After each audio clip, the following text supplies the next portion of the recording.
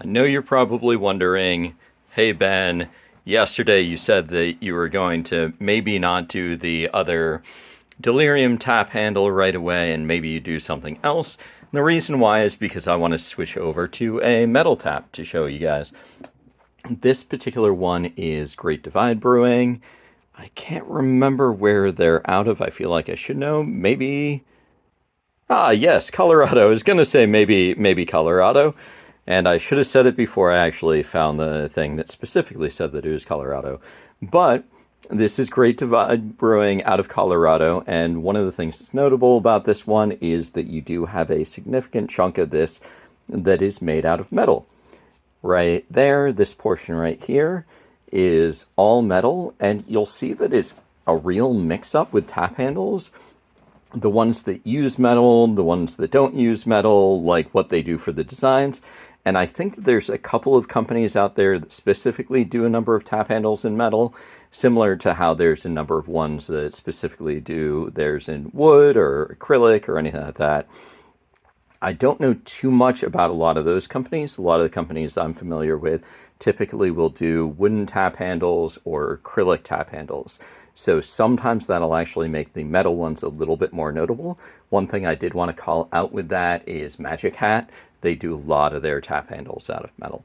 But with this Great Divide tap, it is pretty interesting because their usage of metal with wood, as well as the way that they actually have some of the portions finished. So you've got this main portion here that's out of metal.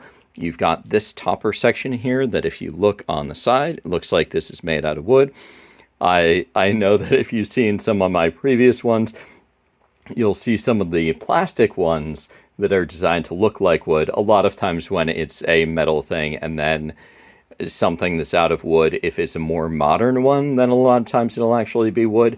If it's from a major brewery, then it's going to be a bit of a toss-up. You never quite know. And then it's got Great Divide Brewing Co. up on the top. It's worth noting that this actually does seem like it's recessed a little bit here, which is interesting because that may mean that they did the painting portion first and then they cut out this section here. I'm not quite sure how they actually did that process, but that is pretty notable. And actually, it's kind of cool how you can see that wood grain there. So that's worth calling out. And then down here, we've got this section that also appears like it's two wooden pieces that are on either side. It's worth noting that if you look at it, it looks like they're slightly off, which is actually one of those things I kind of like, is when you don't have things too precise, but it's worth calling that out. The one that may get on people's nerves a little bit more than mine is this sticker right here. So you'll notice on this particular one, this sticker on this side is a little bit out of alignment with the wooden portion. If we look at the other side, this one is fairly well aligned. So just worth noting, sometimes these are put on by hand. So while people will try and do their best job, occasionally things will get a little bit off. So it's worth noting that. This portion down here, I'm not quite sure what they did this out of. A lot of times this will be a sticker, kind of like a raised sticker, but I'm not entirely sure. It's also possible that they could have done a painted portion with resin over the top, but it does appear like it may be a sticker, and it kind of has a little bit of that feel. When you do have a sticker like that, it's worth noting that you want to keep an eye on the adhesive. With this, it looks like it's sticking on there fairly well, but I have seen some vintage ones where they've got stickers like that where the adhesive is starting to come out, or sometimes you'll get a little bit of bending. So keep an eye out for that if you've got any older tap handles.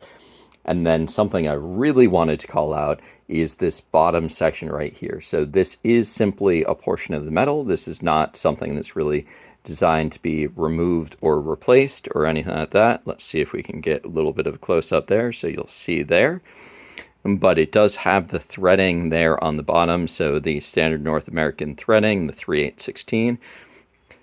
The reason why this is particularly notable is because there isn't any sort of a ferrule attachment, and there isn't any type of insert. With a lot of the wooden ones, a lot of the ceramic ones, you'll have a ferrule or an insert. With the metal ones, you have a total toss-up. Sometimes they'll have they'll have an insert. Sometimes they'll have it soldered on with the soldering job. That's always a little bit of a toss up. And that's the reason why I wanted to call this out, is because this is something where it's been permanently attached there, but it has been quite well done. So that the design of how they did that definitely seems like it worked out well for that tap. Once again, great divide, and this particular one is Hoss.